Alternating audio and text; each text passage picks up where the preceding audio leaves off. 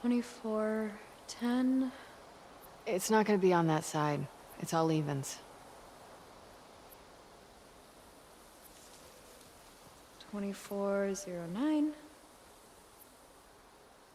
So 2425 should be that way? Yeah.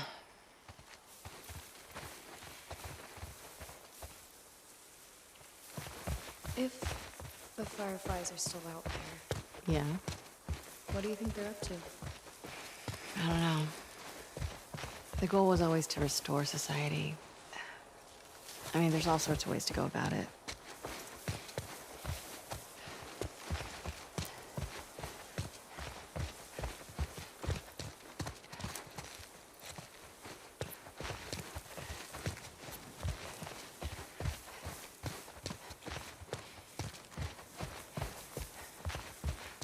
Seems like a strange place to find a resistance group. We had all sorts of outposts. Big and small. Best way to hide from the army.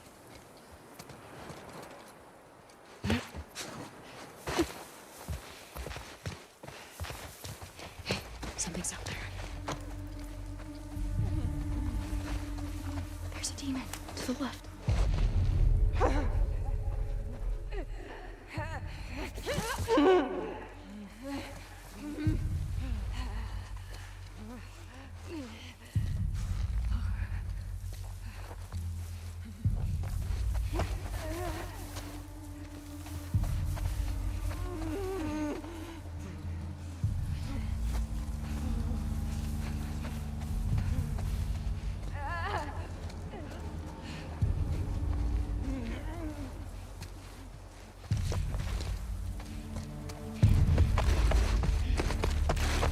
All right. We're good.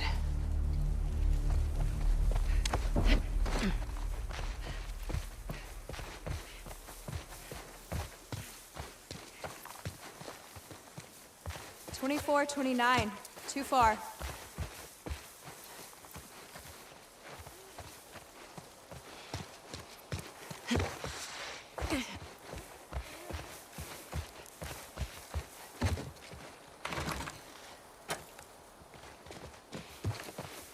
I don't see any numbers.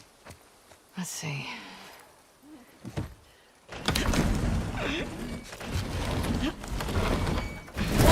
enough.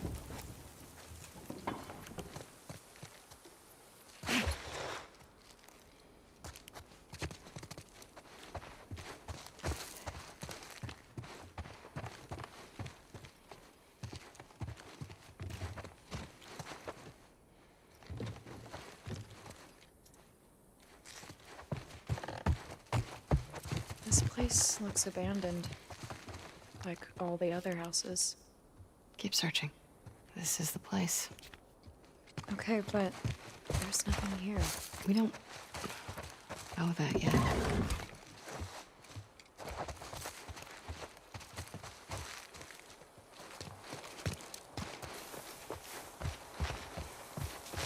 What about...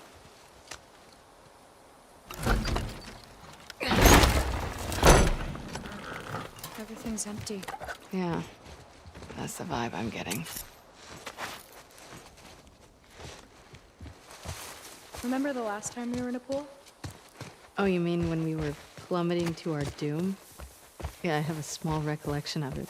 If it makes you feel better, I also thought we were gonna die. Nope.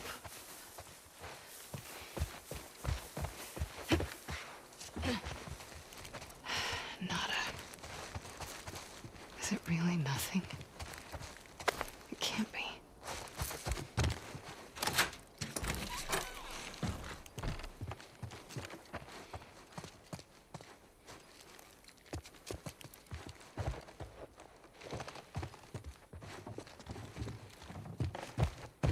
Lev, I think we're done here. No, wait. You find something?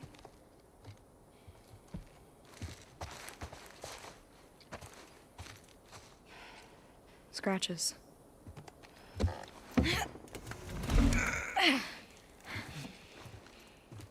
Scooch.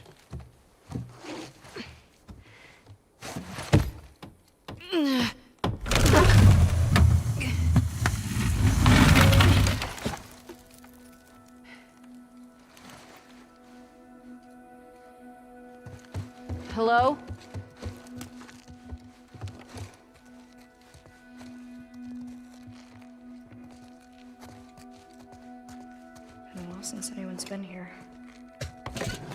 Unfortunately, I have to agree with you.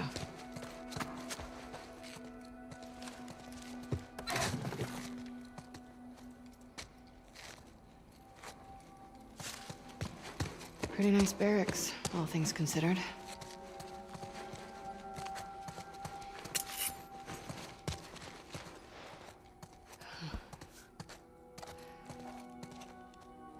They had power down here. Look around.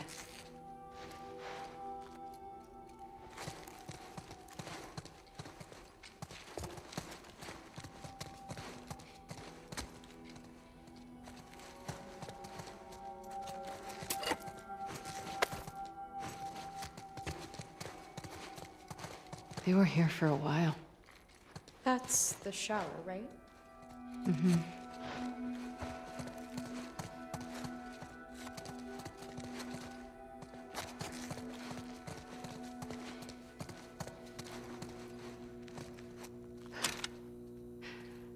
Guess they've got solar. Oh.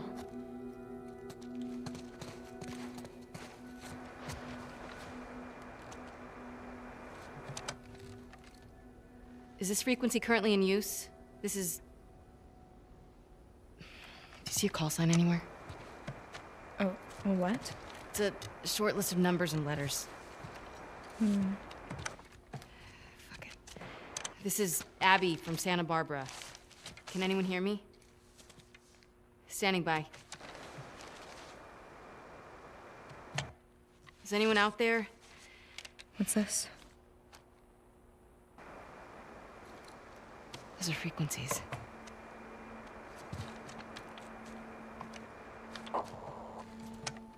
Is this frequency currently in use? This is Abby from Santa Barbara. Is anyone out there?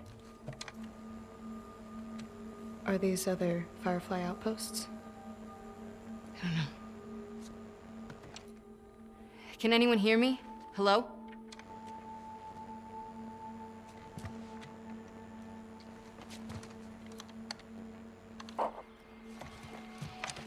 Is this frequency currently in use? This is Abby from Santa Barbara. Hello? Hello?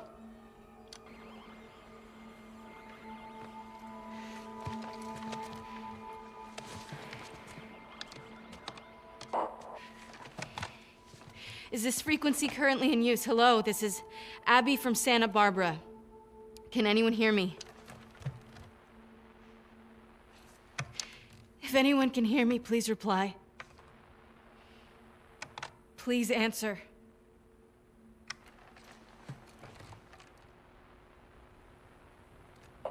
Hi, Abby. We got a clear signal on you. Where in Santa Barbara you calling from? 2425 Constance. We got a tip about a base, but there's no one here. We're looking for fireflies. I'm a firefly. Where were you stationed? I was part of the Salt Lake outpost. Who ran that facility?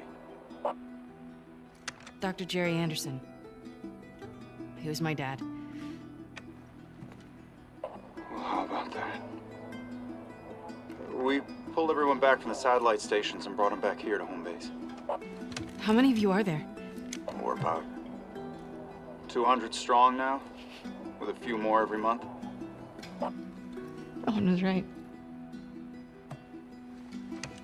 You're about to get 2 more. How do we find you? Get to Catalina Island. Approach the large domed building in Avalon. We'll find you. Okay. Okay, we'll see you soon. Over and out. Looking forward to it. Good luck, Abby from Santa Barbara. Over and out. Come on, let's get back to the sailboat.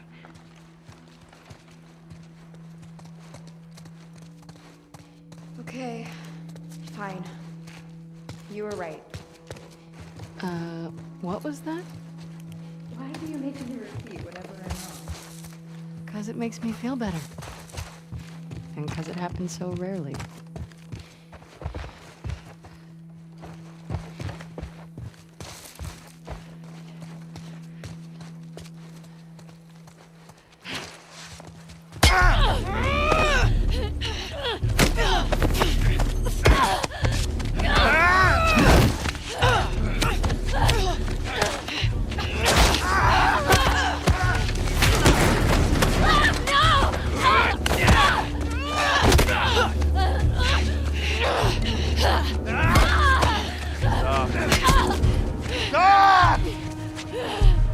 on now. Fire up.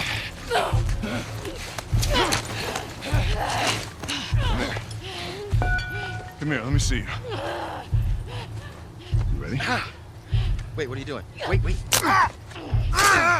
Fuck, man! You're fine. Get that little one.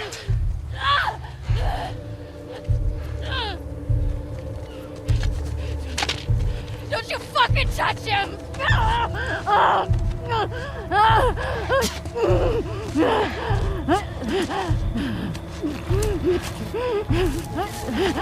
Shit. One hell of a catch, huh?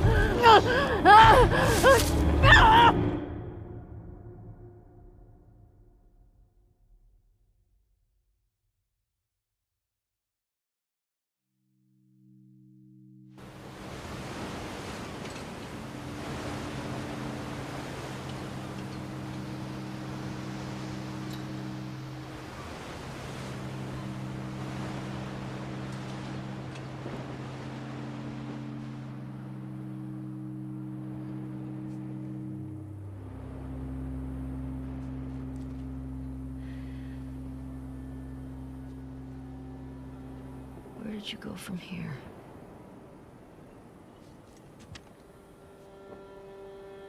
Two, 4, 2, 5 constants. Yeah, that's gotta be it.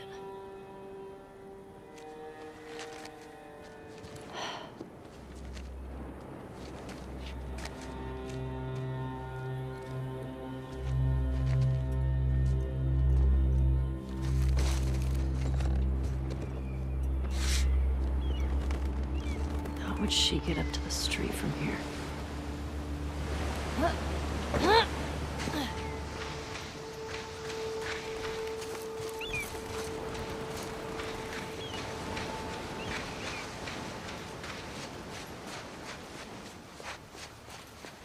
This looks promising.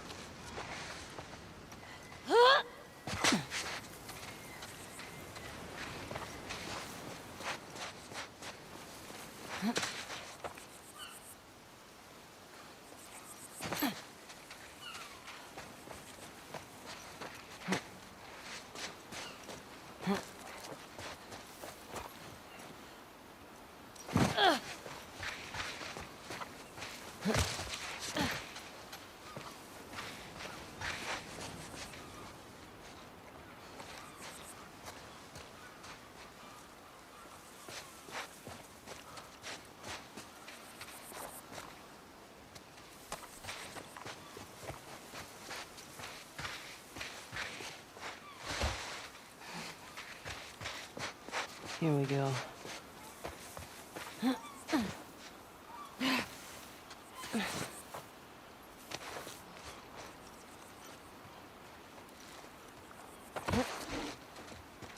Okay.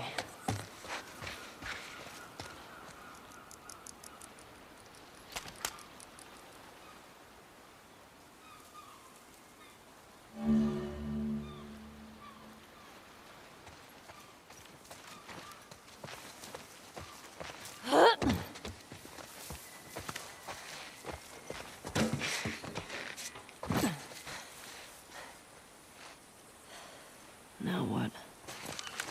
Mesa Bluff. I'm here, and Santa Barbara proper is that way.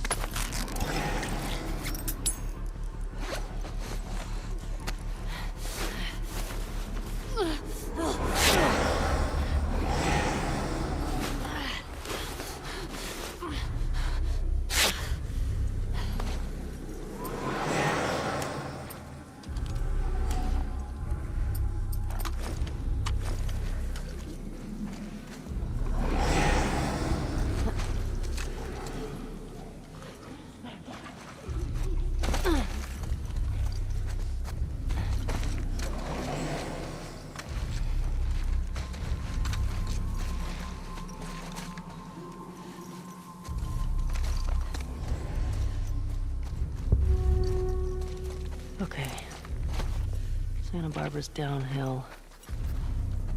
24, 25 constants.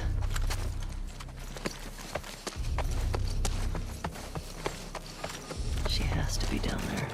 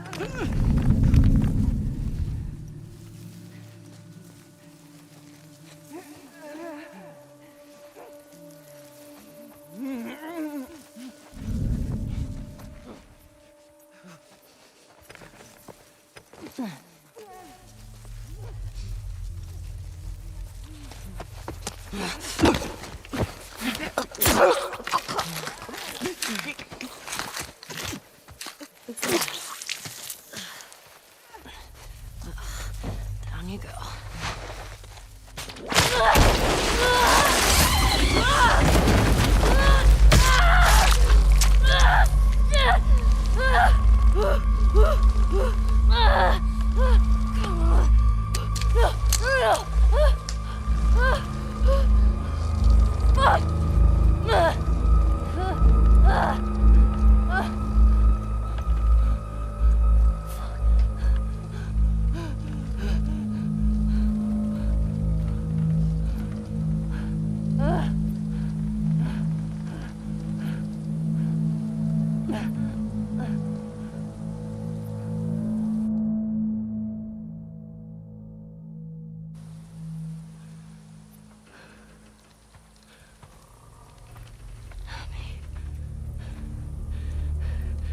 Abby. I found you. I found you. See? We got a live one. This bitch is fucked up.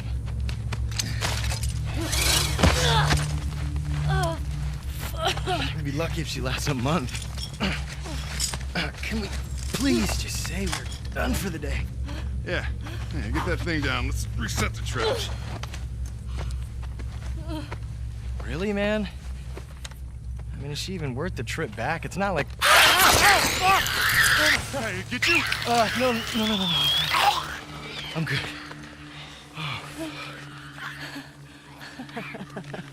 Something funny?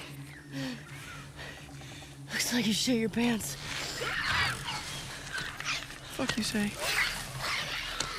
Oh, little bitch. Oh, you like funny, huh? Get up. Come on. Get up. We don't need No, this. man, she's fucked up anyway, man. Come on. Yeah, it's funny, right? It's funny. Serious? Come on. Laugh.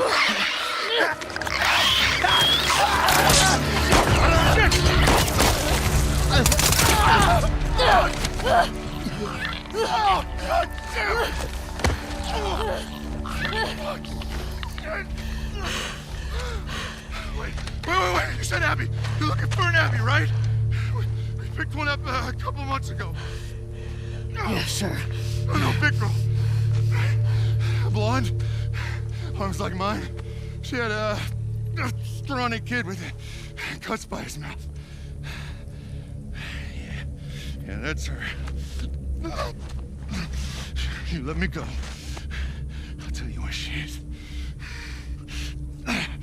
We'll get to her before that infection takes over.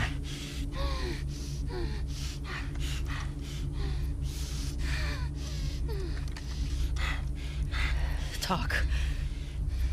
She's in a holding cell at our camp. Where's that? Head that way till you hit the railroad track. That'll lead you to a resort. We keep them in the tall, round building.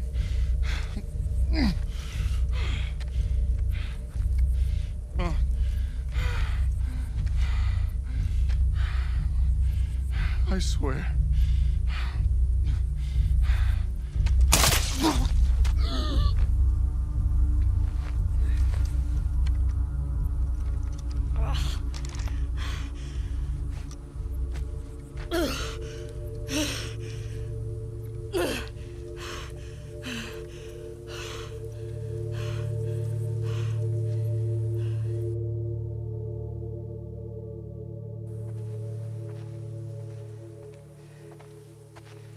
Tracks to resort. Tall round building. Tracks to resort. Tall round building.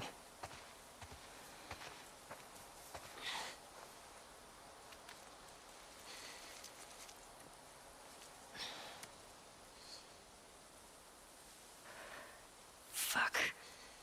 Over here! Aim for his leg! We'll go back. He's got a gun? He's got a gun! Go back! God damn it. Shit. All right. Fuck did he get a gun? Tell the others to search the area. Make sure he's the only one that got out. And watch out for infected. Yeah. I find out anyone helped him. They're going in the fucking pool! Waste. He was acting up for a while. This is the 3rd this month. You ready to put more people on the gate? People on the gate need to do their fucking jobs. Go look around. I want to know Kiba's in room. It's all clear. Let's go, boy.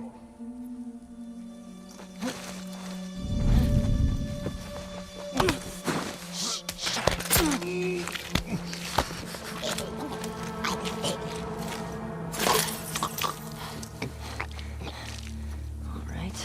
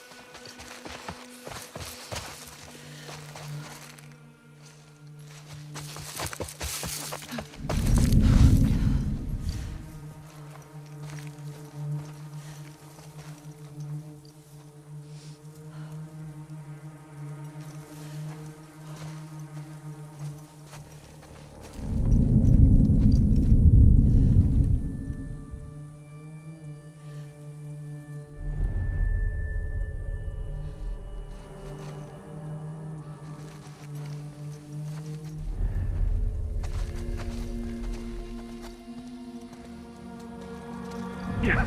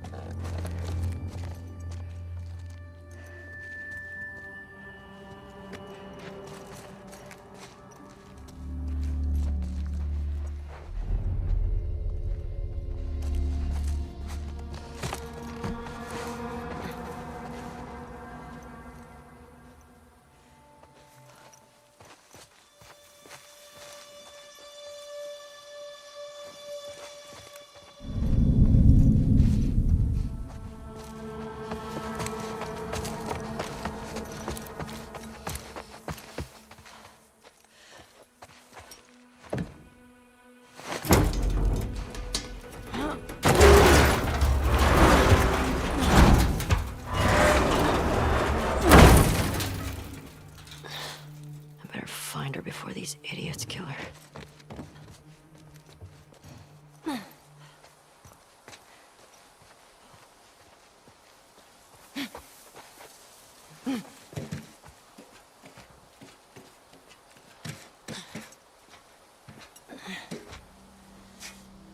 Shit.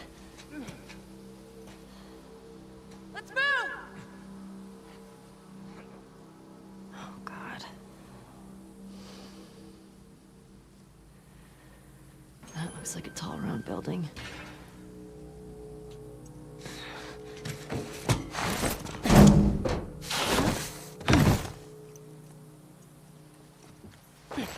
How do I get in there?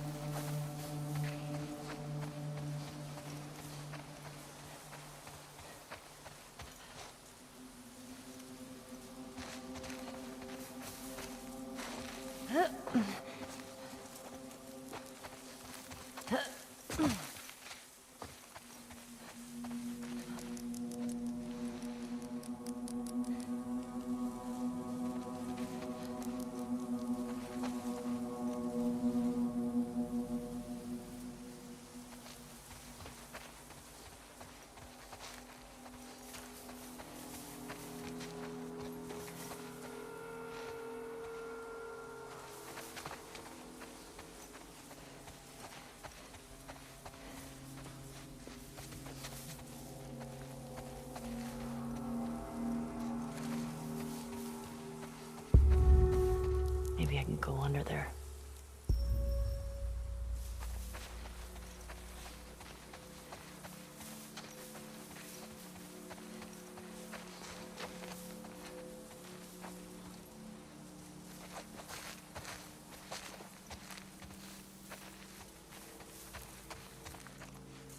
Hello.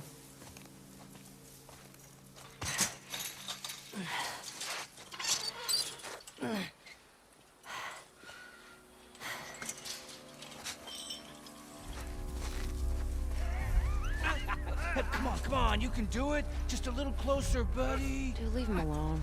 He can't feel anything. Fuck that. I promised him I'd do this to him. This is such a fucked up hobby. Bet you wish you didn't try to escape now, don't you, Anthony?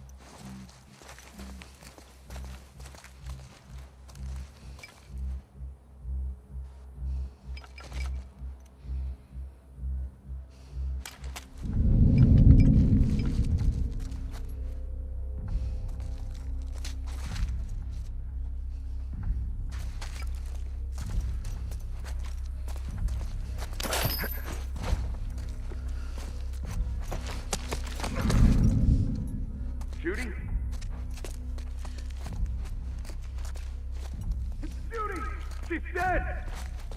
We got company! Look around, be ready!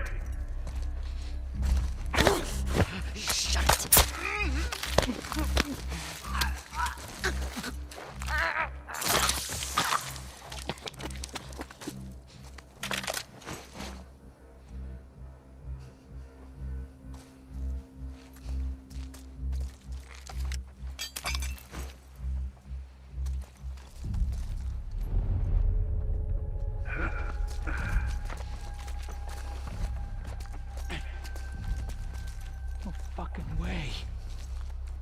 Got another man down here! We gotta stop this!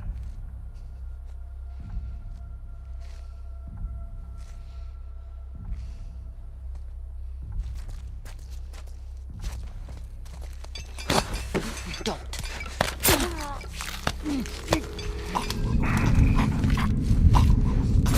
Drag! Dead! In the building! Push in!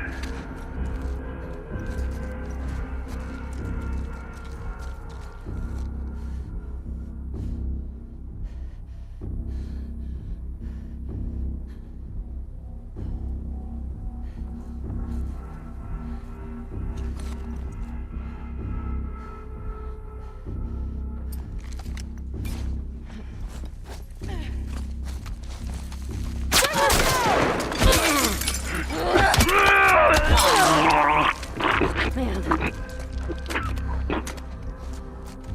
I'll find you!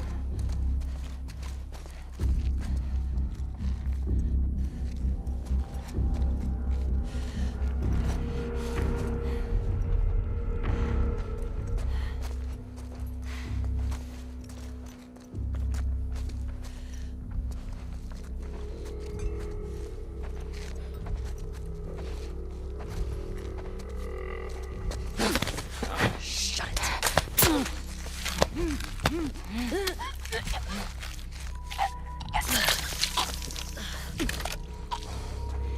Bye.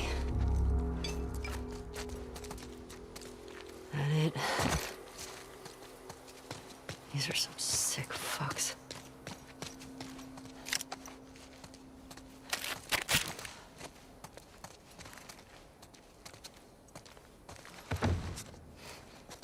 Okay.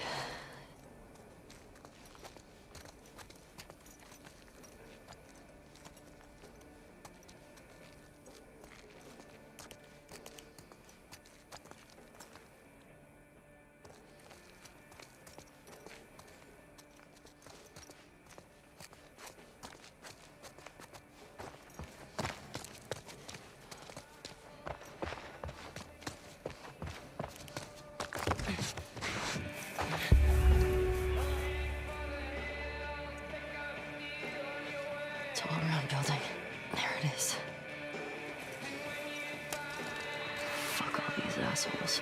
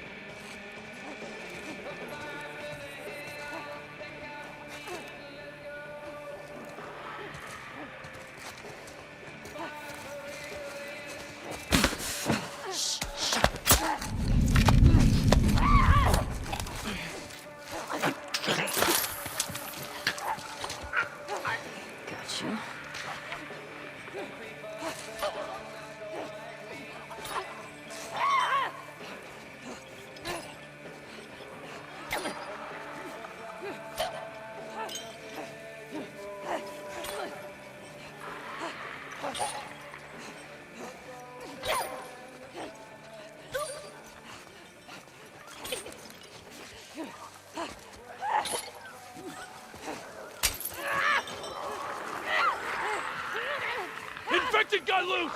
Shit!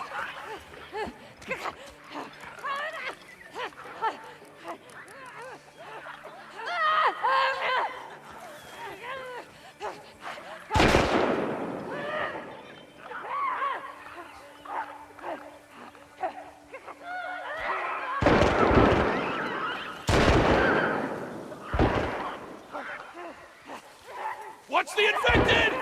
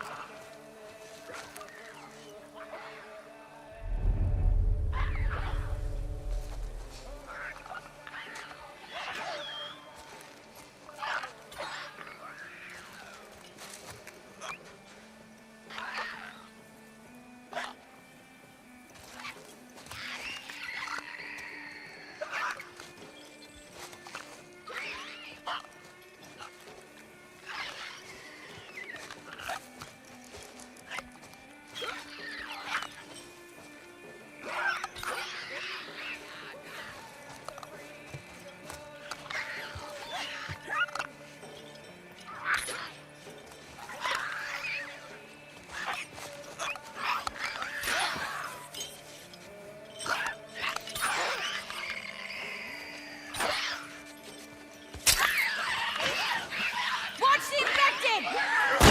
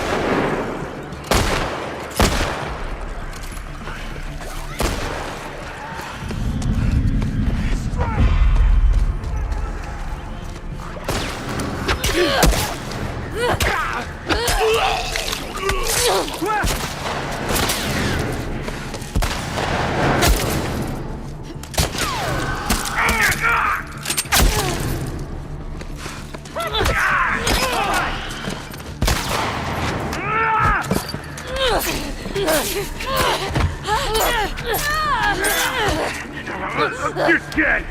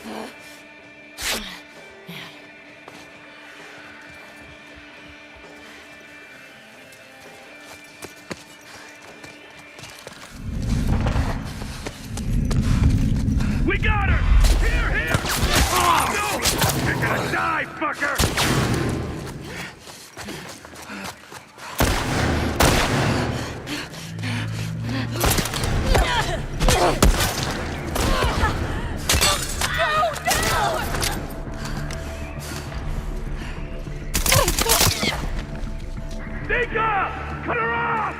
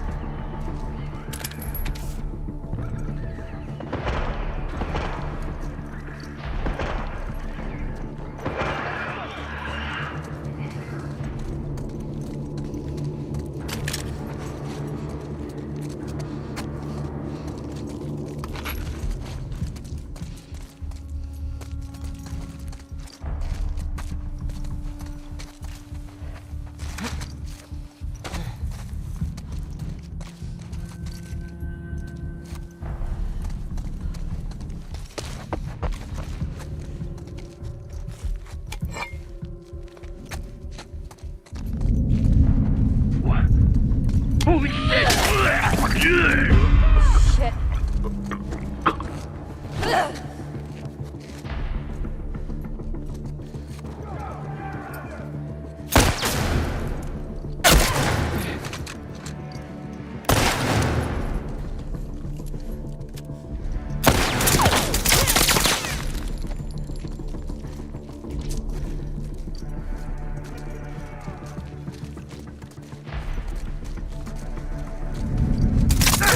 I got her! Over here!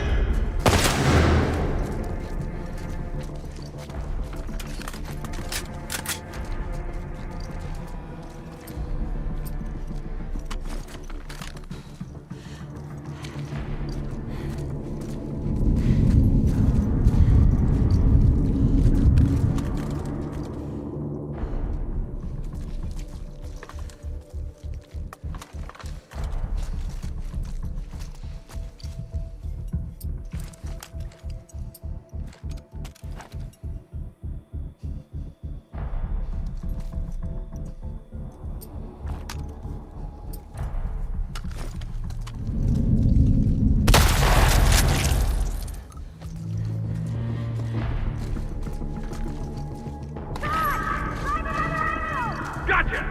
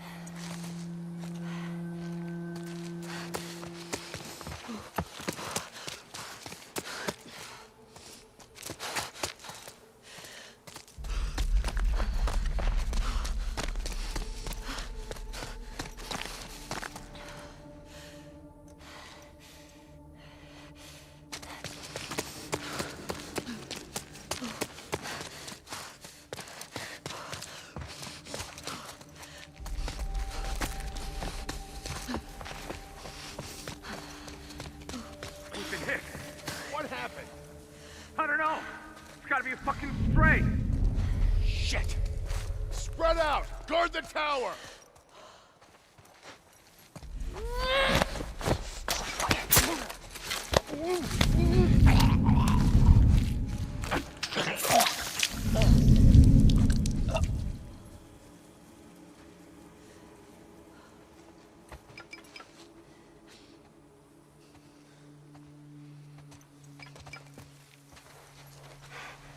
Oh my God.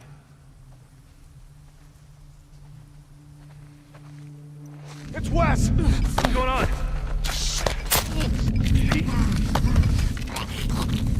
You okay? Okay.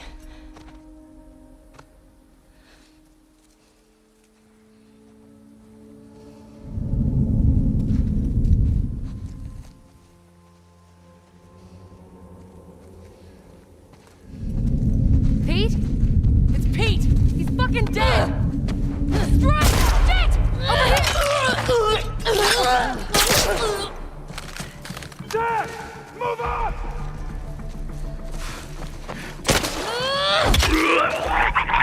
Get out of here! He's running!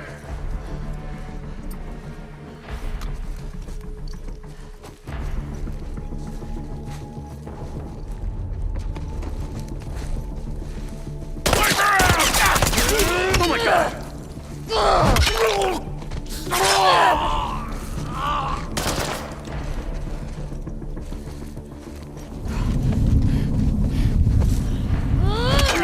Powder! Right over here!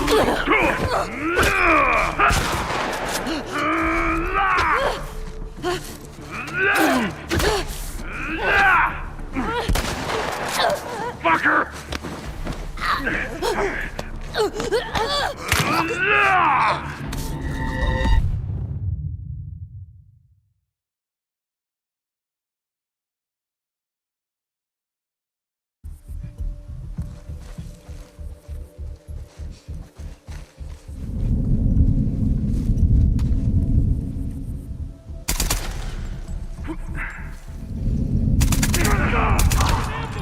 Think it came from back there! We got a lock on! Right here!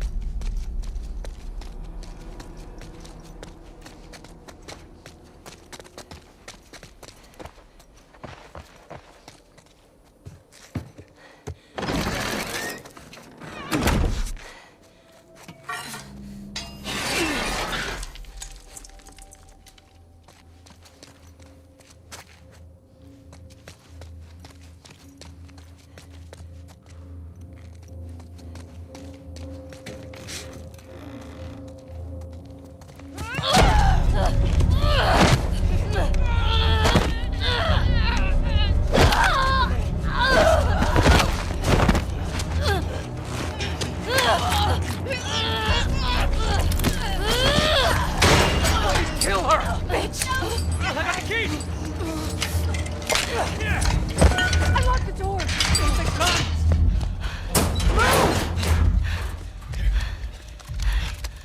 Alright, come on, let's go! Hey, where's Abby?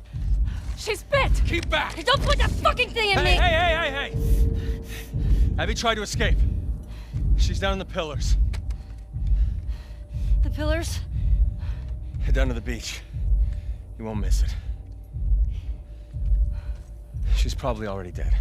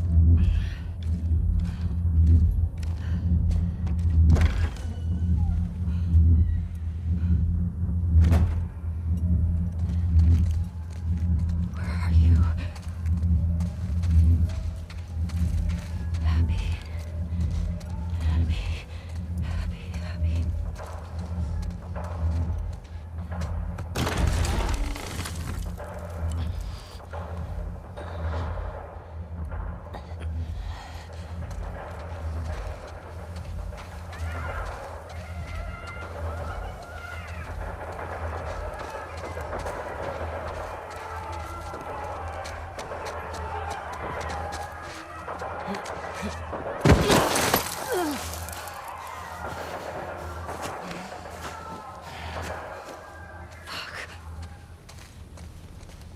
the beach.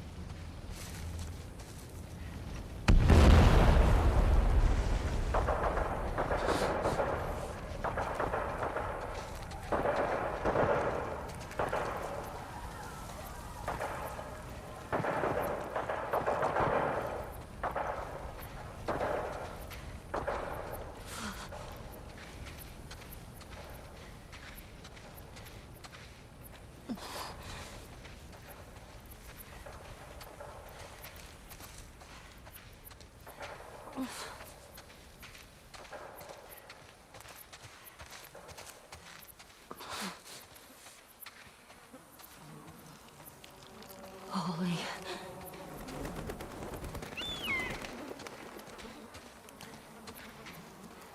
Abby?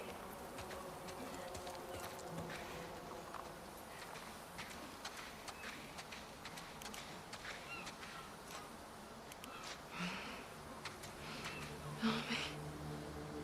Please.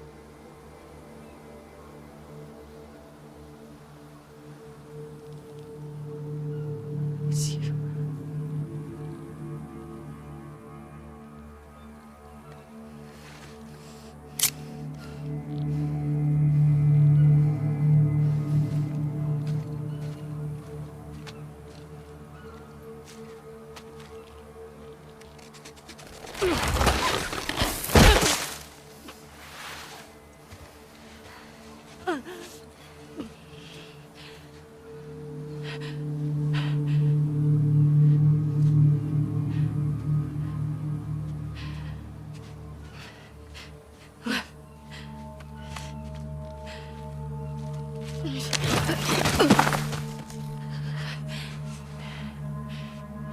Abby.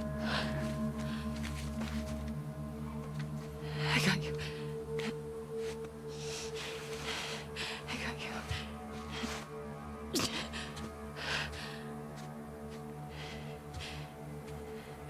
They're both this way.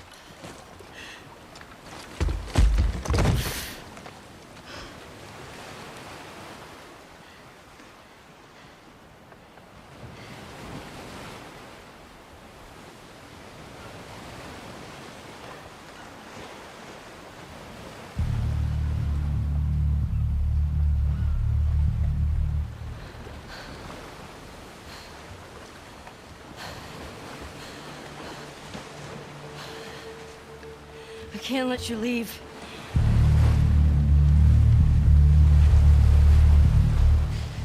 I'm not doing this.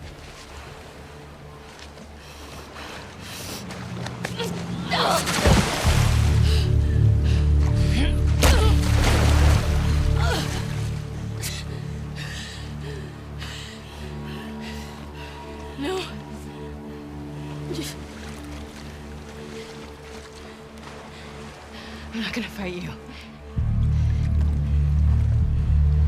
Yes, you will.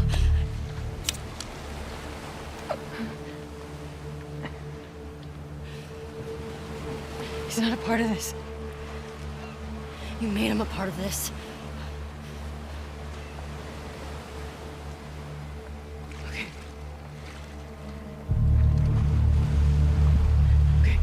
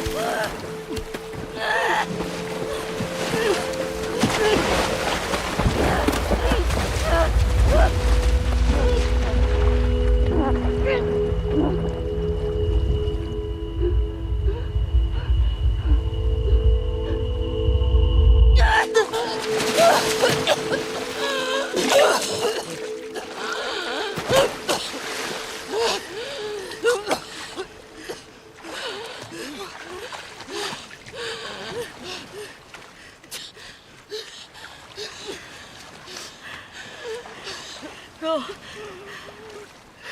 Just take him.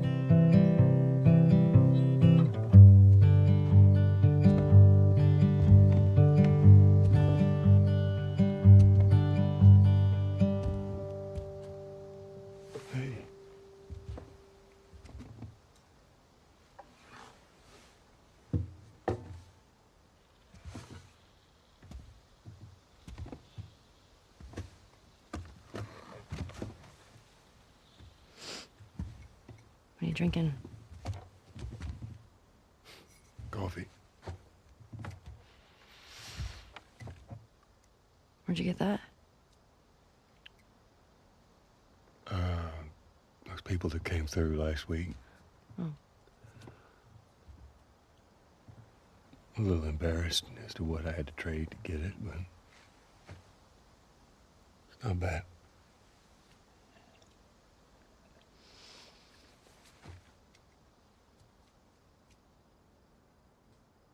I had Seth under control. Yeah, I know. And you need to stop harassing Jesse about my patrols. Okay.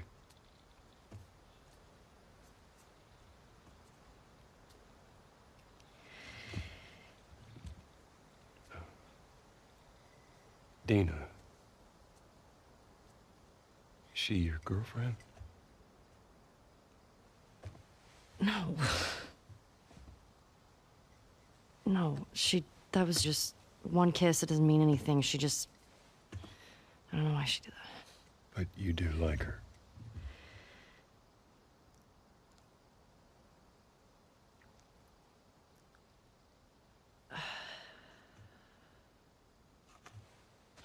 So stupid.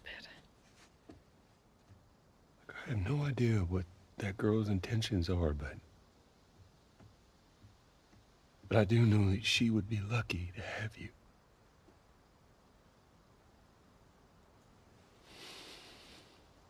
You're such an asshole. I'm not trying to. I was supposed to die in that hospital. My life would have fucking mattered. But you took that from me.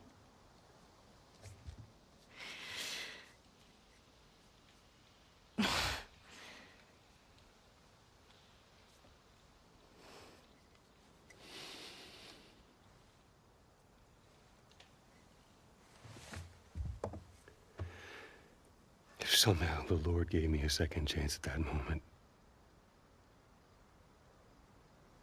I would do it all over again.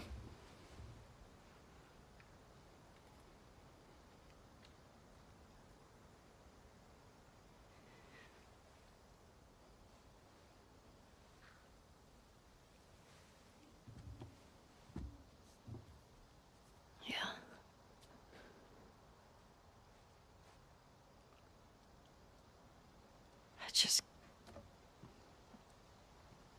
I don't think I can ever forgive you for that.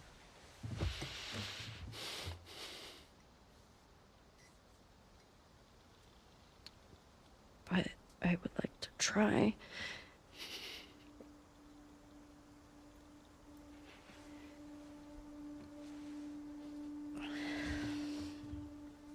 I'd like that.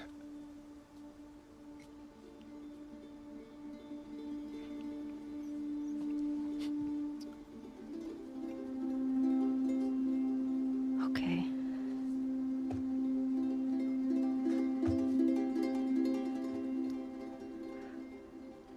I'll see you around. Yep.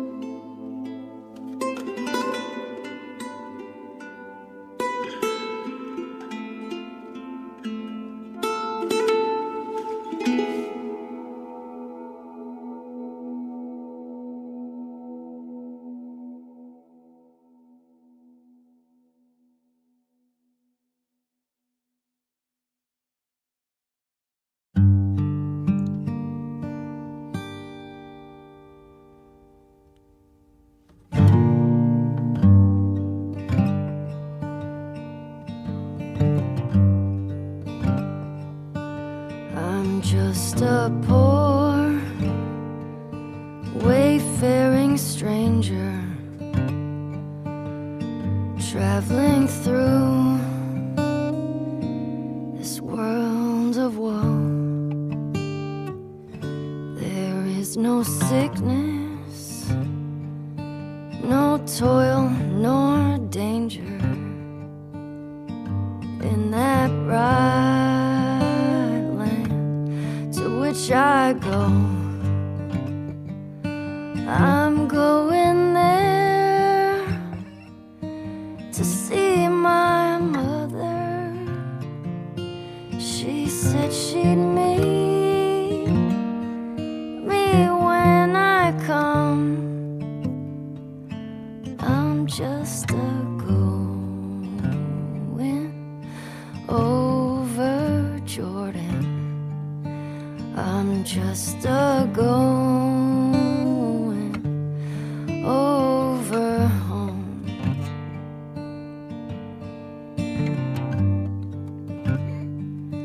I know dark clouds will gather around me. I know my way is rough and steep, but beauteous fields lie just before me, where God's redeemed their vigils keep. I'm going there to see my Father. I'm going there, no more to roam. I'm just a going over Jordan. I'm just a going over home.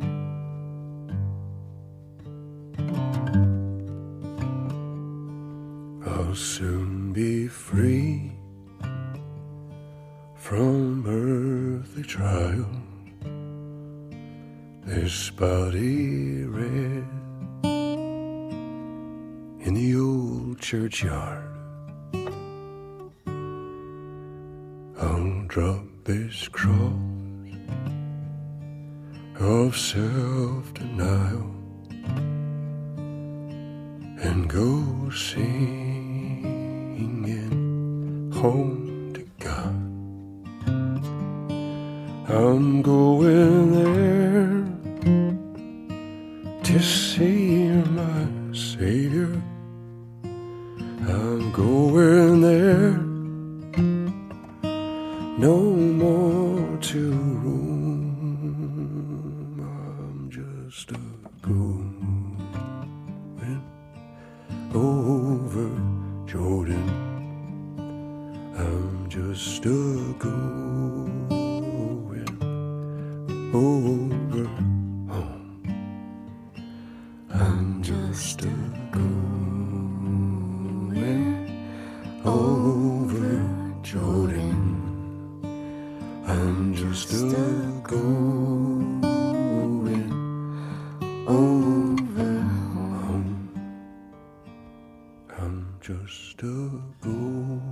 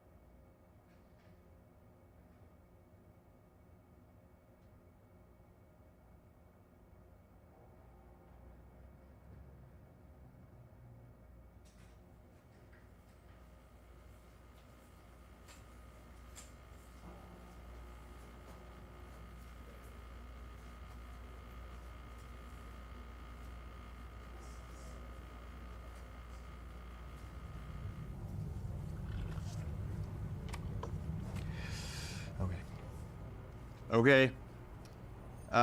Thank you all for what is about to be a very long presentation.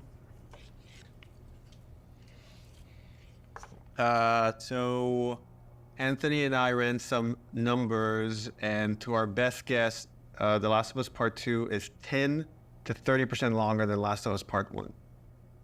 However, this is the most detailed story presentation we've ever done. Like, if you think about the presentation for T1, where we kind of talk about the quarantine zone in somewhat detail, even though most of it changed. And then it's like, and here are some things that might happen with Joel and Ellie. They might go into a spore-filled subway tunnel. They might fight some cannibals. At some point, Joel will get incapacitated. And this has everything figured out, even though it might change. Every character is accounted for. Every cinematic is accounted for in this presentation, which means it's going to feel twice as long as the first game. So when you freak out, that's normal. That's part of this.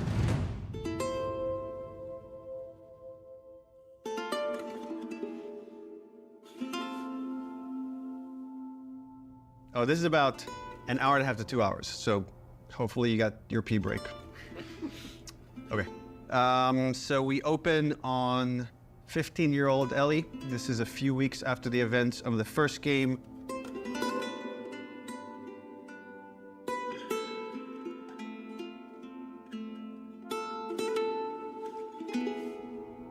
There's a doorway leading down to this basement. And Ellie sees Tommy, and he's just finished climbing out of this basement, and he's hurt bad, and he's rambling about something needing to go after these people. Ellie's trying to ask him what happened, where's Joel, and he doesn't make any sense to her, and she starts to go downstairs. Tommy grabs her hand and tries to stop her, but he's too weak. She rips her arm away, and she heads down. And with each step, her heart races faster and faster as she sees this trail of blood. She opens the door, revealing Joel's mutilated body. And then shock just sets in, and she screams and tries to grab his body, and Dina comes and rips her away, and on that cacophony of sounds, silence.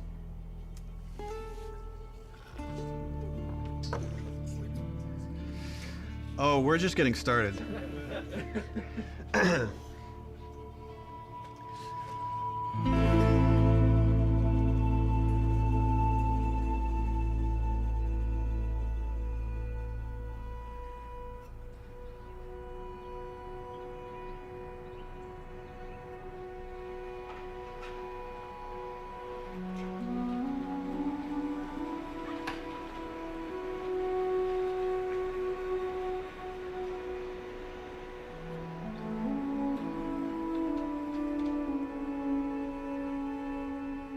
I've been working on this game since we finished, well, really been thinking about it since we finished The Last of Us. So many people were like, Last of Us 1 is so perfect. It should never have a sequel. They shouldn't make a sequel. They're like, oh, it wrapped up super great. But I think actually, if you look at the ending... Swear to me that everything that you've said about the Fireflies is true. Ellie is accepting a lie. I swear. Okay. She has a very good bullshit detector. She knows something doesn't feel right, but I think is too scared at that point to ask. How long can you really live with accepting a lie like that? The Last of Us feels like an origin story for this survivor in this post-apocalyptic world. Seeing like how Ellie has become such a strong, unique character, it really felt like, you know, if we were to do a sequel, it'd be a shame for it not to focus on her. Move the fuck out of the way. Yeah, once we're done with this whole thing, I'm gonna teach you how to play guitar. I reckon you'd really like that. What do you say, huh? Joel, he's gonna teach Ellie to play guitar. That always felt like that's just this like unanswered promise that like was kind of lingering at the end of the first game. We did this thing called One Night Live, where we had the actors come on stage and reenact certain scenes. So you say we get you to the Fireflies. What happens next? Marlene, she said that they have their own little quarantine zone and that doctors are still trying to find a cure. I wrote this new scene that takes place after the ending of The Last of Us, but it was only shown to people in the audience. Like, we cut off the stream right before we showed them the scene. If I ever were to lose you, I'd surely lose myself. Try and sometimes you'll succeed to make this man of me. Our future days of you and me.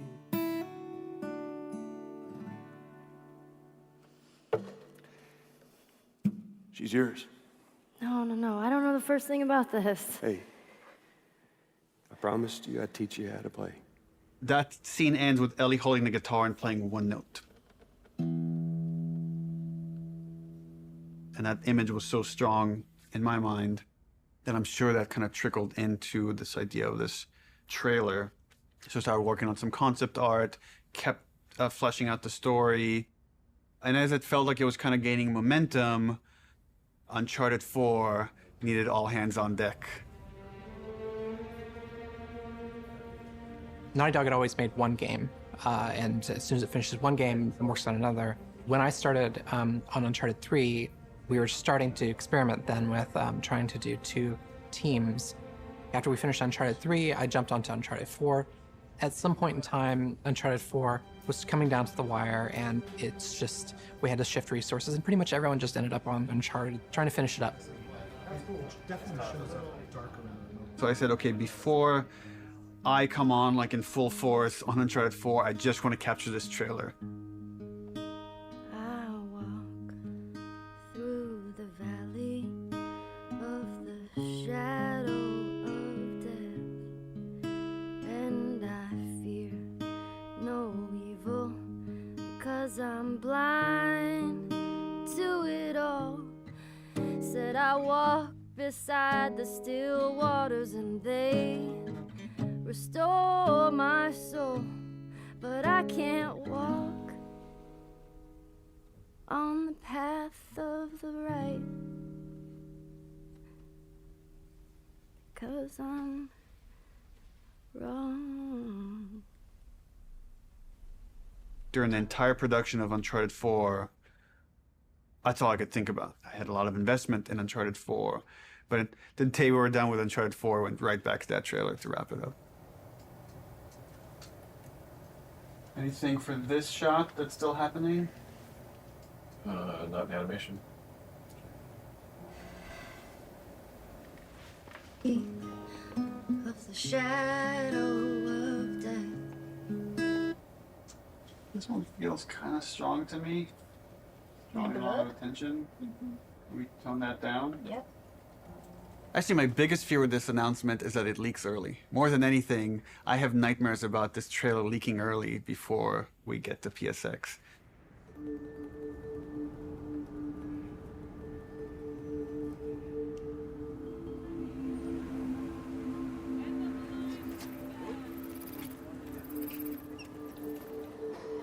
If we're gonna surprise people, PSX, the PlayStation Experience, hasn't set itself up yet as a place where big titles get revealed. That's E3.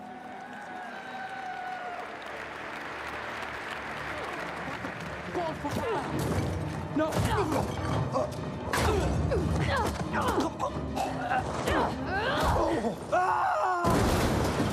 We're revealing the Uncharted single-player content at the opening of the show. You're late. I thought you were professional. Oh, you should relax. You'll live longer.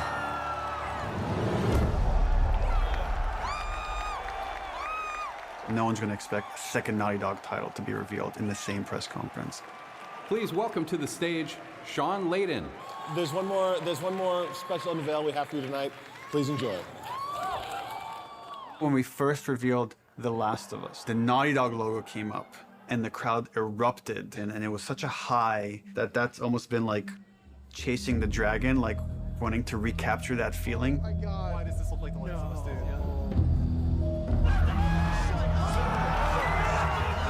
Playing it at this surprising moment, I'm hopeful it will have a similar feel.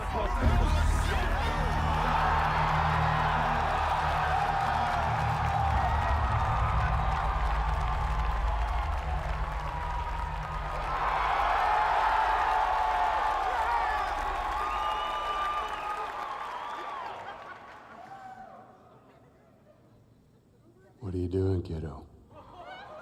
People outside the studio have such an attachment to the first game, and I've definitely seen fears about not wanting to make a sequel because somehow if it's bad, it will tarnish your feeling about the first game. I'm gonna find, and I'm gonna kill every last one of them. We're doubling down on those fears and not calling it The Last of Us some subtitle. It's The Last of Us Part 2 to say it's all one story.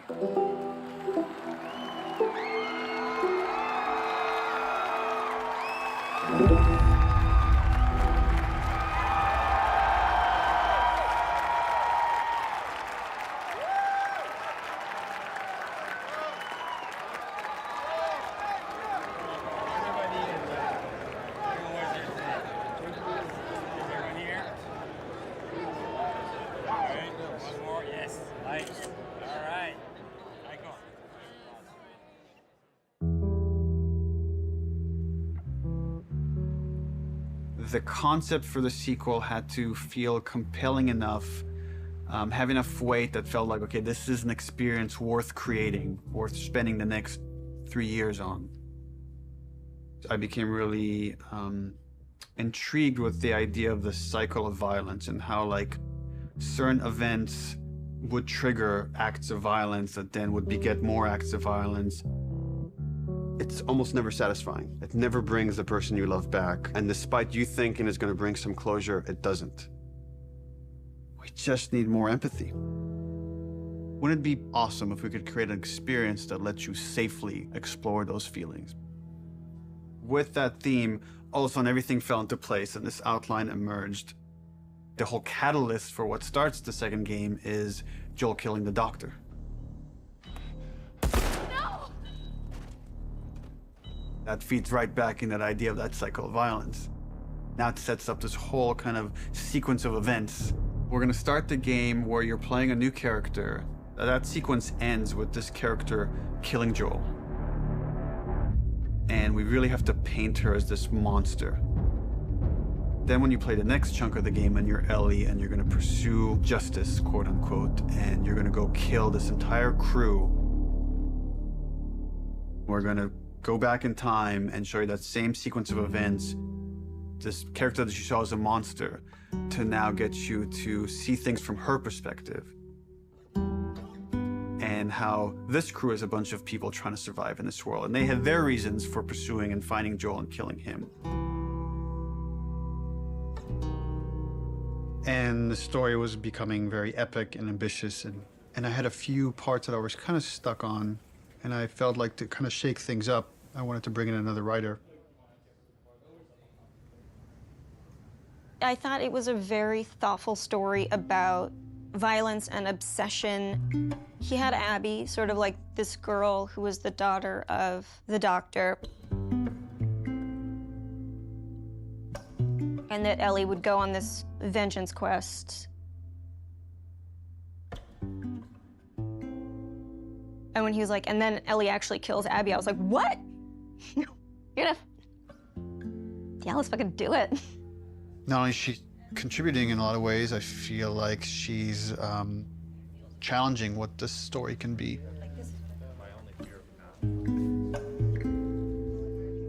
She's wanted to add more romantic intimacy between the characters. Those are areas that I've been, I don't know, more uncomfortable writing that stuff. After the first day, she was telling me that she went home and told her husband that I think I just got Ellie's girlfriend pregnant, because that was her big idea the first day, and that had this trickle-on effect and actually added a lot to the story. Ellie is this very relatable character. I thought she was a perfect vehicle to challenge this notion that violence doesn't have a cost, because it does have a cost in reality. It's going to ruin this girl.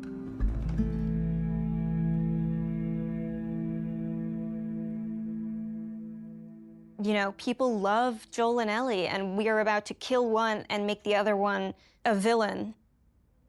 I was very nervous telling Troy we're gonna kill off Joel.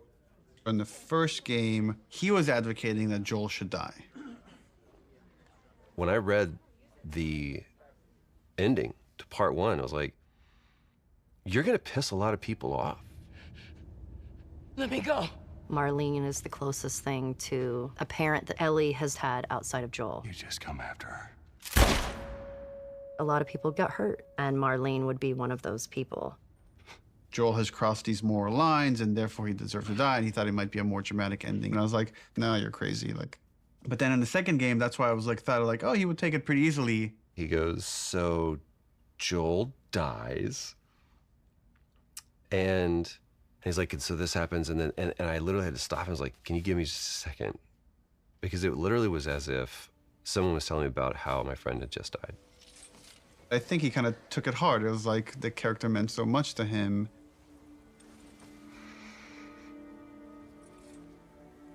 We're gonna kill off this character. His role is gonna be much smaller on this one.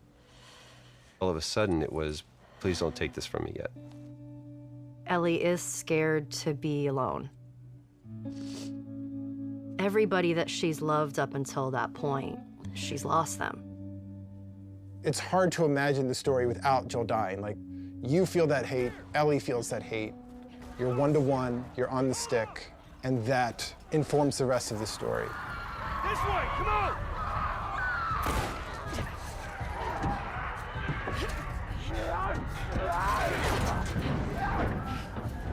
You okay? Yeah.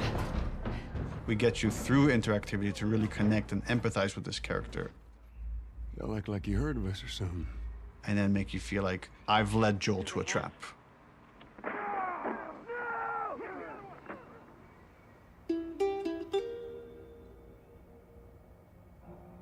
When we started out making Last of Us Part 2, Neil actually wanted to be very ambitious about changing the game almost entirely.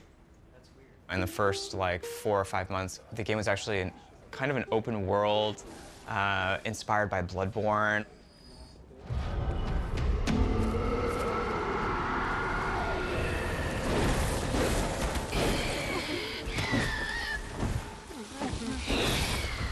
And like it was purely melee focused, like it was all hand-to-hand combat.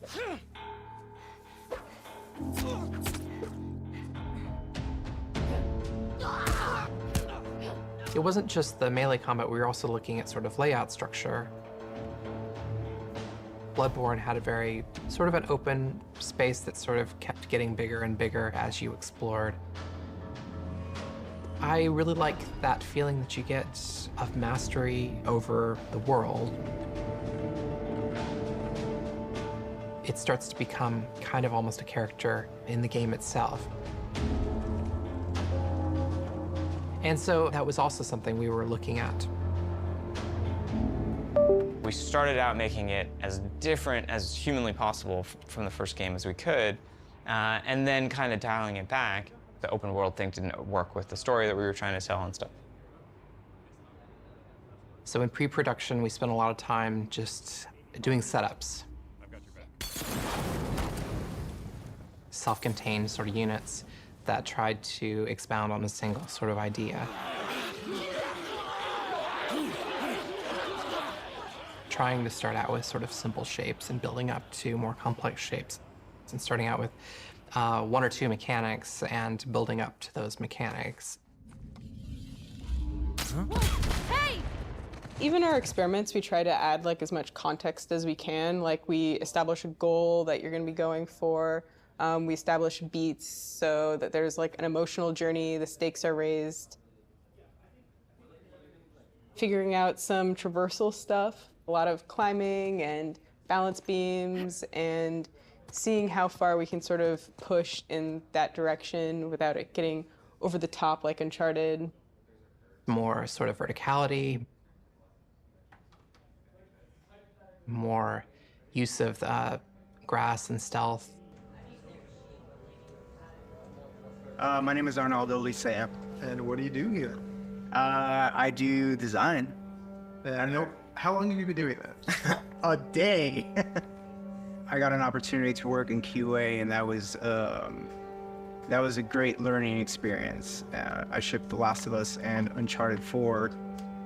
The thing I'm proudest of is the people who came in to a quality assurance job as a contractor, which is entry-level work, and used that job to get to where they ultimately wanted to be. When I interviewed for the QA position, I specifically said that my goal was to be a designer. He had formed this relationship with design where they knew they could rely on him, spending his free time designing a demo, and at the same time, him going to them and not being like, here's 50 bugs you need to fix. He went to them and was like, what do you need? How do I help you? What kind of bugs do you need? And for their part, they embraced him and were like, why don't we show you how to lay out nav mesh? I am anxious to prove myself. There is no babying when you start. You just hit the ground running. If I don't cut it, I go back to QA or find something else. We're trying to figure out at the moment how we handle big spaces, bigger than the first game. The enemies are so, like too spread out to be really considered like one single small encounter. And seeing what behaviors we need to start developing for them to make it look good.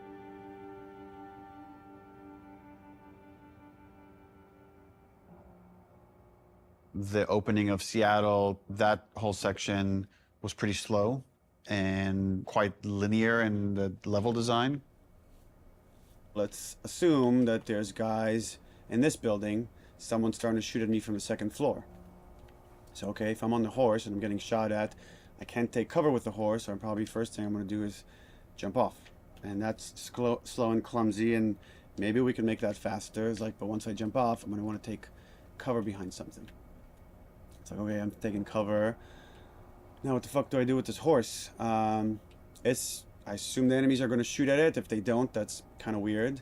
Does Dina ride off with the horse to help it stay safe? Well, that sucks because I'm trying to build a relationship with Dina, and if my partner leaves me, that makes me like her less. I'm like, okay, so Dina has to get off the horse and take cover with me and help me engage with the enemies. Okay, but the horse is still there, so what happens with this horse? Does it ride off on its own in order to like protect itself and then come back after? Oh, that feels too intelligent for a horse. That seems a little funny. As soon as there's range combat, the horse kind of makes it fall apart. What if we did this whole sequence on foot? How do I approach this building? Imagine this is more dense with cars and ferns and interesting ways for me to close this distance. Maybe when I get close enough, 2 militia guys come out. I have this little firefight with this front before I could rush forward and go into this building, climb up, and take out the sharpshooter that was harassing me. Really simple, small fight. Now there's tension. Guys can come from anywhere, like from this rooftop, from these windows. And that really inspired us to take some pretty drastic changes as far as the flow, inserting more combat, opening up the layout to give the player more options as far as how they explore the city. You can imagine this as being kind of the hub with it poking into streets, and I could go into the streets and explore and find those locations, what we're kind of calling dungeons. So that's the plan. Some of these changes are big, but it got us excited. This feels like a true evolution of T1 as far as going more systemic and giving you options. If there's concern, it's about scale, it's about scope, it's about can we actually build this thing? The scope is always bigger than the last game. It always has been. It always will be, probably. But this scope on this game is something pretty extraordinary. Everyone seems to agree that the thing we're building is going to be cool. Once it's done, it's just that it's such a big game. Our games have become more and more ambitious, and the studio has gotten a lot bigger. When I started here, we were 40 people. Now we're over 300. You can't handle that many people with a flat hierarchy. As we grew, we've had to introduce new titles just to control management, control communication, make sure things don't fall through the cracks. We have no producers at Naughty Dog. There's so many talented people here that you can rely on and lean on. It makes the game better. And that's really kind of the secret sauce of Naughty Dog, is how collaborative it is.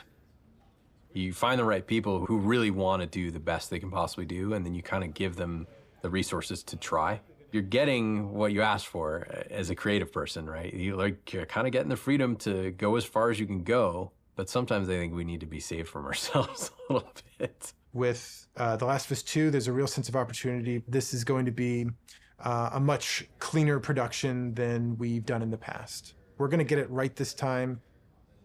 This is the first project that has had the proper pre-production period, where we have locked down, for the most part, the story beginning, middle, and end before we started production. That hasn't happened. I don't know if that has ever happened, now that I think about it. It's a very, very messy process, which is, again, why it's a lot of times really difficult to schedule. I think right now we are planning on springtime of 2018. So when springtime 2018 comes around, The Last of Us 2 isn't in stores, you can look back at this and say, well, I guess their plan wasn't exactly set in stone.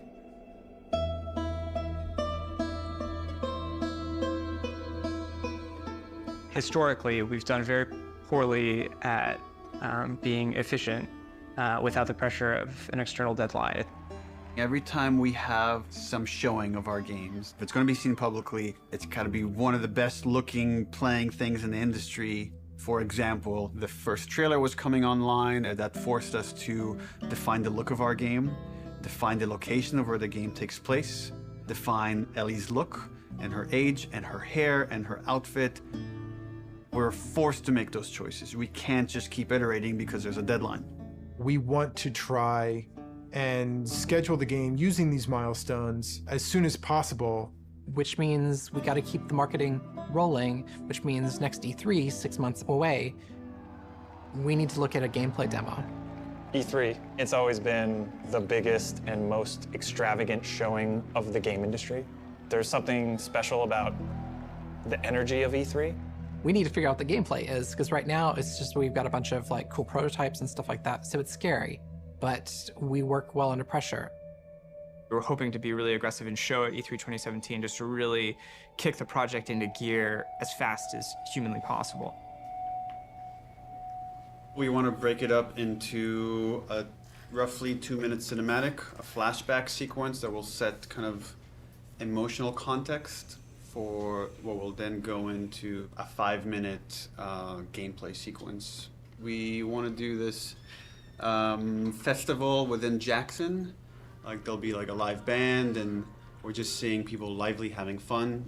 And for the crowd, are you thinking 30 plus people? Frank says we could do a 30 variation. I think we can make that work with 30. Yeah. Dina pulls Ellie onto the dance floor. Ellie's dancing with her, is making all these guys jealous, and then Dina says, "You want to make them really jealous?" And she leans over and kisses her. And on that, we do a hard cut to Ellie in the middle of the woods. So the idea is we shouldn't see any buildings, just woods, water, ankle-deep water rushing underneath her. What about rain? Are we still doing rain? I haven't discussed it with the other guys, but... That demo that we show externally for the very first time is setting the bar for the rest of development. But the problem is we're also working on Uncharted 4 Lost Legacy. So E3 is June 13th, which means probably we want to be done, what, like 2 weeks before that, which is 4.5 months from now. With Lost Legacy shipping at around the same time of E3, there are shared resources between the two projects. Especially sound and particle effects, so they were all on Uncharted. When it comes to the polish phase, both we're polishing this and that same and SPDLC at the same time. I don't think there's any specific item that needs to be worked on, but I think there's going to be programmer time doing both those things. And there are going to be times when it's like this needs polishing in E3 and this needs polishing in SPDLC, and like we're going to have to compromise at times maybe. We kind of just didn't have it at the forefront of our minds that, yeah, they're frickin' shipping a video game. It's literally the hardest part of making the game is shipping it. And we were trying to ship a demo, the second hardest thing you can do, at the same time and sharing a lot of their resources. So one thing would be helpful is to find out what are the items that you feel like you're most worried about. Like let's say rain. We could do this thing without rain. So if that helps you a ton, we can make the decision now to remove rain. It would definitely help. How about wet hair? Well, if she's going to be swimming, then we can get around that, right? How about no swimming? Puts on a cap. if her hair... I got like a really clear energy of the meeting, which was how do we shrink it? It was such an impossible task. You can't help but start feeling some doubt, some anxiety about the leadership, not understanding the logic of it. You know, I think like anybody else here, I was definitely ready to roll up my sleeves and figure it out. Alright guys, we're gonna try to keep this pretty short. I guess.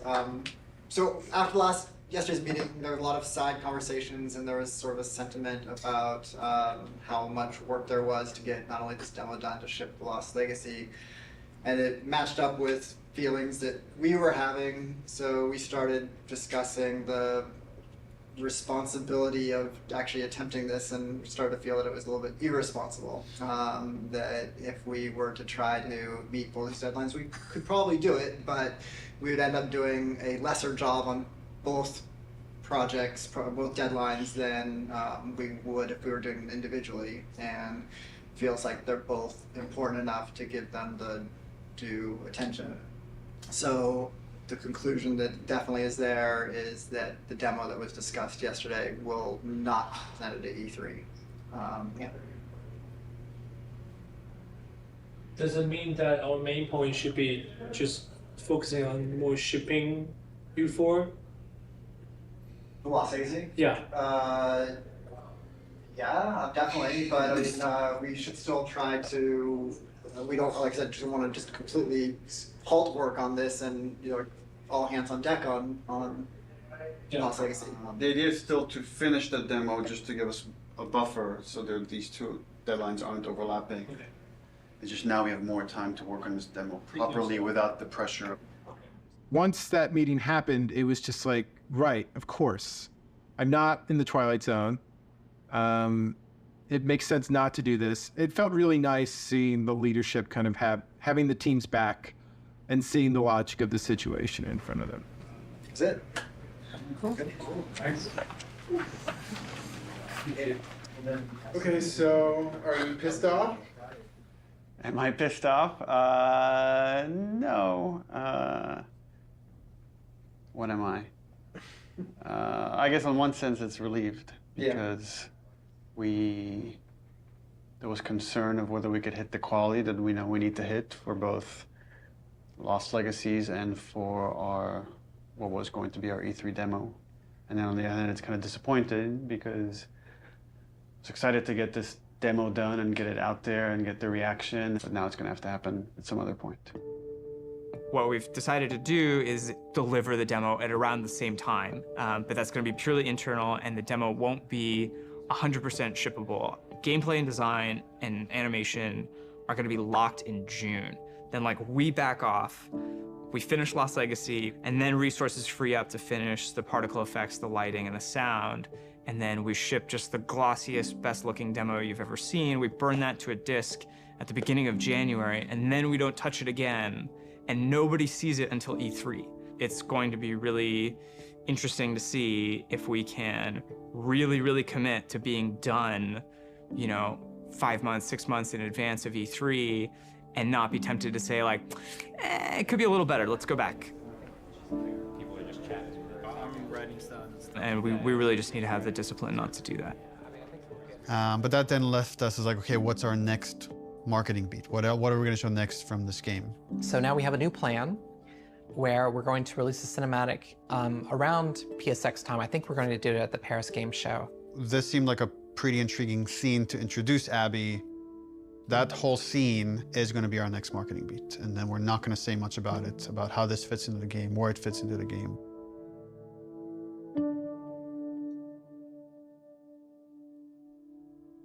Abby evolved over time, and if you look at the concept art, the character looked very different than where we've ended up.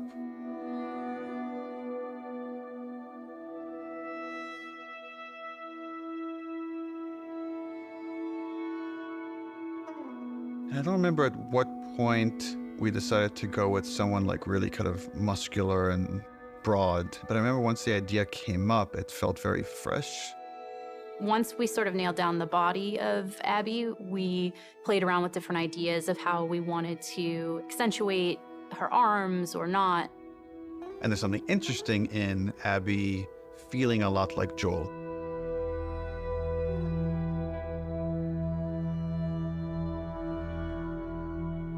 So when I got cast, Neil was joking around, and he's like, you should probably beef up in order to play her. And I'm like, ha ha, yeah, it's mocap, whatever. And he goes, no, really, you should probably beef up to play her. And I was like, oh, yeah, you're right. I should totally start deadlifting as much as possible. So I did, and I was training like crazy, and then I got pregnant. What are you gonna do? We need to separate her from Ellie. It shouldn't feel like I'm playing a reskinned Ellie, that Abby should, in many ways, look, behave, fight differently.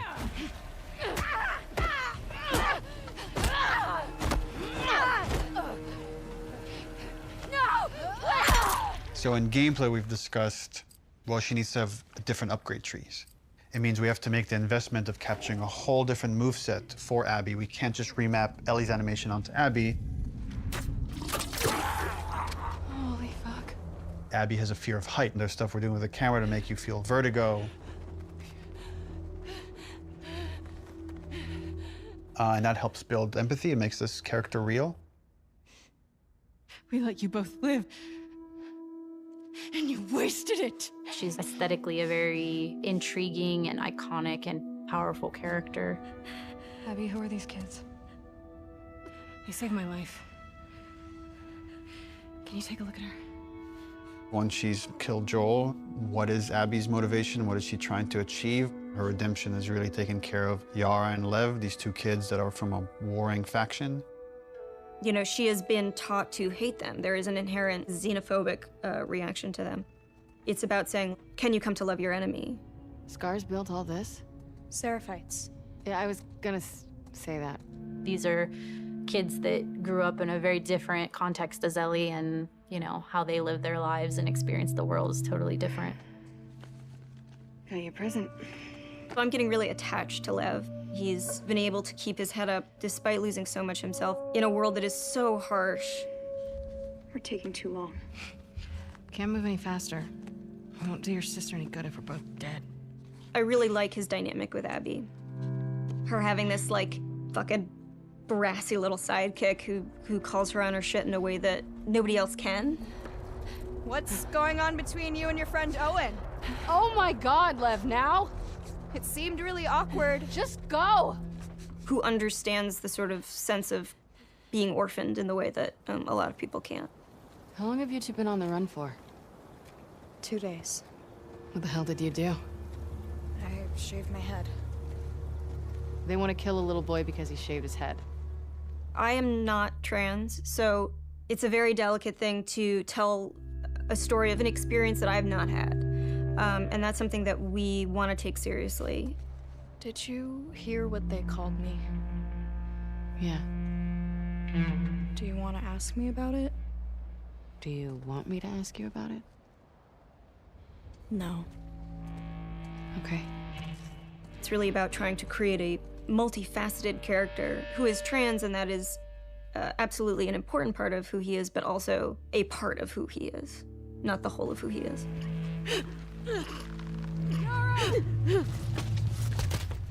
As far as the Paris cutscene, I'm pretty stressed out.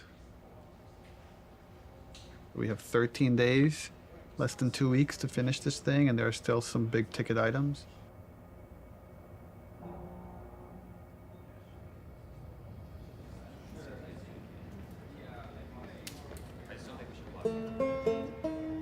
Lost Legacy turned out to be a much bigger project than we originally envisioned, but now that it's done, everyone is now on board.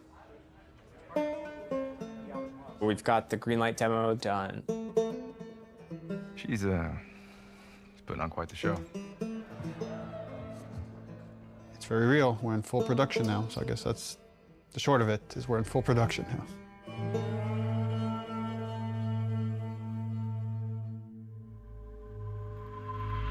Hey everybody, PlayStation's live at Paris Games Week 2017. We've got a huge show for you starting now.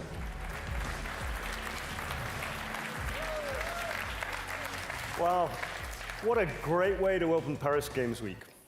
Let's have the first in-depth look at a much anticipated and exclusive title. Last of Us 2. Last of Us 2. Please, please. Please be Last of Us 2. Our fans, they want to know every last thing about what's going to be in this game. Is this The Last of Us? Neil has taken the way, he kind of creates an arc or like this sense of drama, this kind of sense of mystery or like dramatic tension, and crazily has brought it to marketing. I view marketing as part of the game. It's very calculated what we put out there and how we want you to connect different marketing assets. When we first released the teaser trailer, too many people right off the bat said Joel is dead. The blown out light really fucked us in a way I don't think any of us saw coming. We actually underestimated our audience a little bit. They're so sophisticated now, so you have to get more sophisticated, like how am I still gonna surprise players and viewers? You start on characters you've never seen before in a world that like could be The Last of Us, could be anything.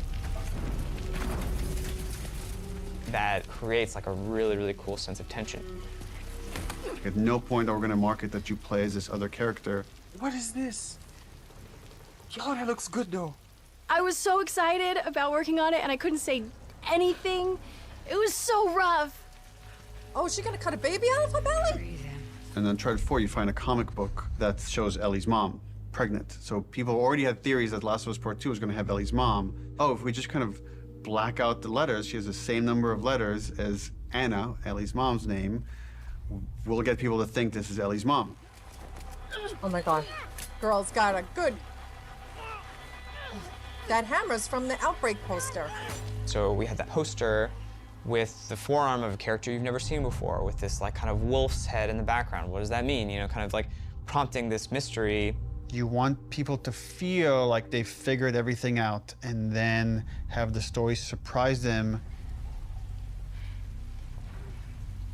Man, if this is The Last of Us 2, bro, I'm gonna go crazy. Oh my god. Last of Us 2? Last of Us 2? Yes! Yes! Yes, bitch! Yes! I fucking knew it! Everything that we put out there is shaping expectation. And then the final game, hopefully, if we do our job right, should subvert those expectations in an interesting way.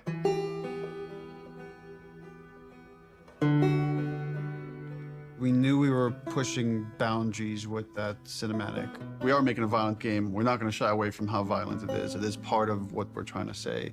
And I thought it was a great discussion initially about what is the appropriate level of violence. When is something so violent that it just turns you off where you just don't want to experience it at all? I liked that they were wrestling with those things. I didn't like some of the insinuations about the trailer being misogynistic towards the female characters. I don't think this story ever glorifies violence against women. There's no bias towards women or men. It just so happens that the two protagonists of this story are female, and therefore that's what you're going to see the most of. There has to be fail states in video games, which means a character has to be capable of being hurt. So does that mean that there can be no female protagonists in video games? Because that feels super sexist to me. And frankly, like, women are the victims of violence, and don't we want to see women fucking fight back once in a while?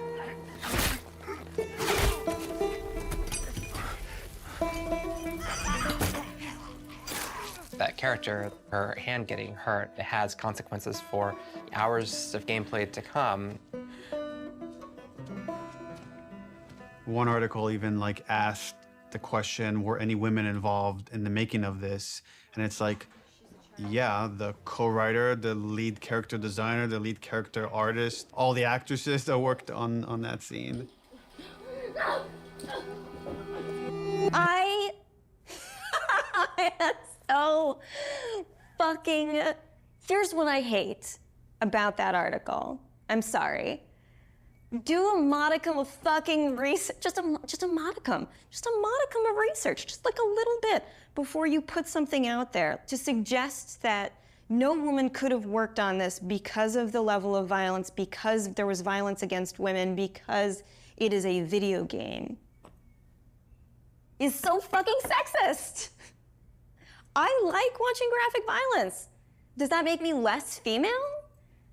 Like, I like having a conversation about what power is. Does that make me less fucking female? I like working at a video game. I like playing video games. Does that make me less fucking female? Like, suck a dick. Don't put that in. I can't. I can't. Neil's gonna say put it in, but don't. I also don't represent all women, but I represent, like, I can represent this and say, I fucking wrote this. I wrote this. Like, I literally wrote the sentence,